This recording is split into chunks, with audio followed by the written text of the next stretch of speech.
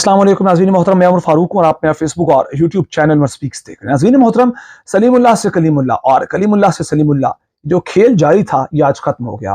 पाकिस्तान तहरीक इंसाफ ने अपनी report supreme court में जमा करवा दी है और तमाम चीज़ें तफसील से बता दी हैं कि क्या बात हुई और इस पर रिजल्ट क्या निकला है। और अब कहा गया है कि आप जाने और ये PDM की हुकूमत जाने, ये आपका सरदर्द है। अदालत से कहा गया है कि आपने कैसे 14 मई को इंतखाबात करवाने हैं, अपने हुक्म पर कैसे अमल करवाना है, ये आप बेहतर तरीके से जानते हैं और जितना हमसे हो सका हमने किया।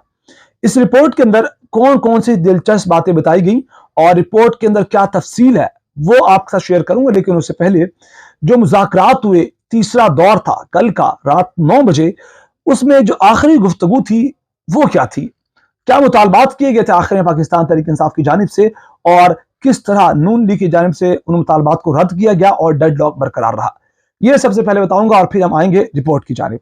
तो जनाब, वो जो पाकिस्तान तहरीक इंसाफ ने कहा था कि आप जो बजट है वो उससे पहले आपने असम्बली तहलील करनी है वरना हम बात नहीं मानेंगे, तो हुकूमत ने कहा कि जनाब ऐसा तो नहीं होगा, बजट हम जून में पेश करेंगे और उसके बाद जुलाई के महीने में स्टार्ट में या मिड में जाकर हम असम्बली तहलील कर देंगे। फिर 45 से 60 दिनों के अंदर अंदर आप जो पूरे मुल्क में आम इंतखाबात का ऐलान कर देंगे।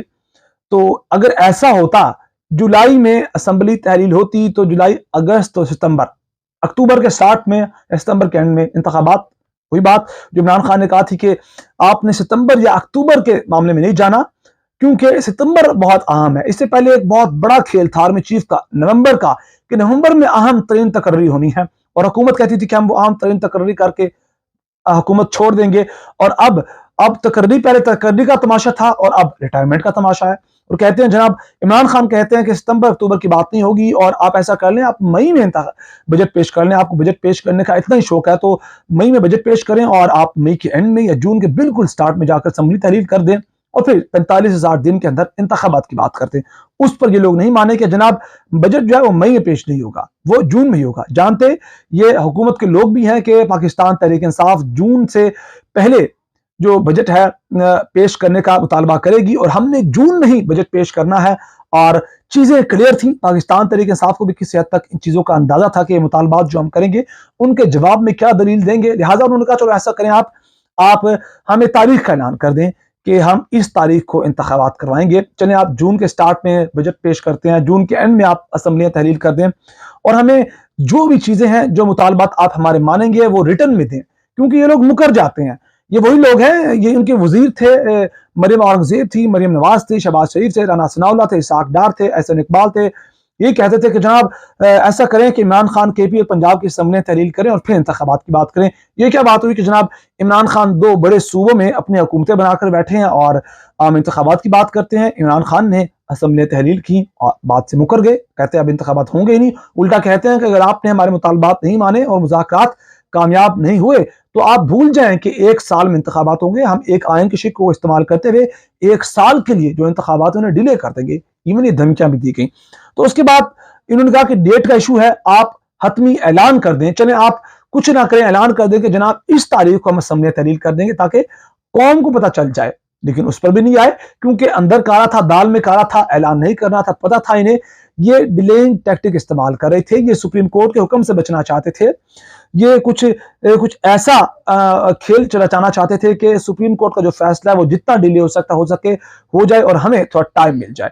टाइम भी मिल गया 1 हफ्ते का, लेकिन मामलात वहीं के वहीं है, ना ऐलान किया, ना कोई मुतालबे को माना। और आखिरकार जनाबा जो है वाला अब हुआ क्या है कि ये जो पाकिस्तान तहरीक इंसाफ है उन्होंने अपनी रिपोर्ट जाके जमा करवा दी है। इस सारे मामले के अंदर इलेक्शन कमीशन ने क्या किया है, ये भी एक बहुत बड़ा खेल है।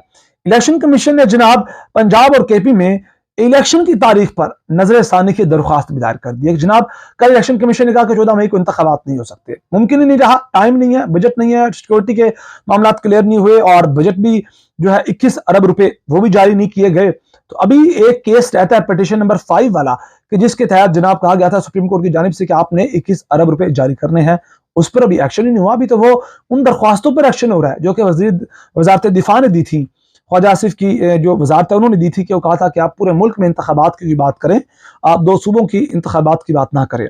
और अब जो रिपोर्ट पाकिस्तान तहरीक इंसाफ ने जमा करवाई उस पर आते हैं। और रिपोर्ट में कहा गया कि हमने हुकूमत से मुज़ाकरात किए, एक रोज इलेक्शन कराने पर इत्तेफाक हुआ, लेकिन तारीख पर कोई इत्तेफाक नहीं हुआ। अब सुप्रीम कोर्ट एक्शन ले, 14 मई को पंजाब में जो इंतखाबात हैं वो आपने कराने हैं।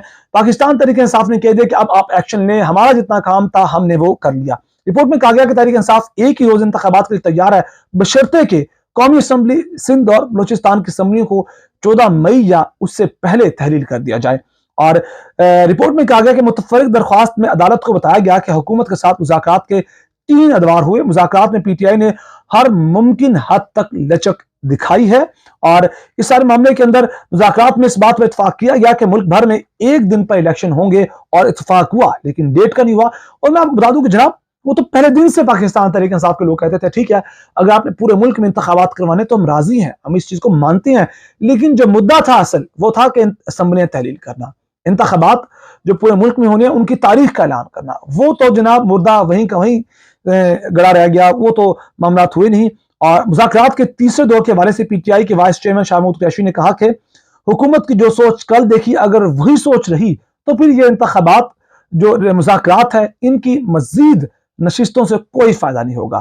अब तक जो मुज़ाकरात में मामला पेश आए वो सुप्रीम कोर्ट में जमा करवा दिए गए हैं, लेकिन अगर यही जोर लगाते हैं कि जनाब नहीं ऐसा ही होगा तो इनसे कोई रिजल्ट नहीं निकलने वाला।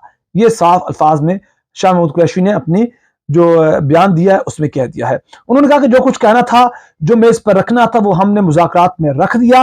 हुकूमती हलकों ने मुज़ाकरात को सबूताज करने की हर कोशिश की, इवन कि वो जावेद लतीफ के बयान उठाकर देख लें, ख्वाजा आसिफ के देख लें, असद इकबाल के देख लें, कहते थे हम किसी के कहने पे हम ये चोरों के टोले, दहशतगर्दों के टोले से बातचीत नहीं करेंगे। फिर आगे सुनने कि जनाब जो इलेक्शन कमीशन ने जो दरख्वास्त की है, उस दरख्वास्त के अंदर कहा गया है कि आप जो 14 मई को इंतखाबात की बात करते हैं पंजाब और केपी में, उस पर जरा नजरसानी करें। और इलेक्शन कमीशन ने अदालत उज़्मा से अपने 4 अप्रैल के फैसले पर नजरसानी की इस्तदा करते हुए मौक़िफ़ इख्तियार किया कि इंतखाबात की तारीख देने का इख्तियार अदलिया को हासिल नहीं। आईन बनाने वालों ने अदलिया को हक नहीं दिया कि वो इंतखाबात की तारीख दें। और इस सारे मामले में मैं आपको बता दूं कि चीफ जस्टिस ने जो कहा था कि आप पार्लियामान का रिकॉर्ड दें, जनाब कल ख्वाजा आसिफ ने कौमी असम्बली के अंदर खड़े होकर कहा कि जज साहिबान भी अपना रिकॉर्ड पेश करें, यानी कि आप बिल्कुल आमने सामने खड़े हो गए हैं। सुप्रीम कोर्ट और कौमी असम्बली को भी उसी जगह पर लाकर खड़ा कर दिया गया है।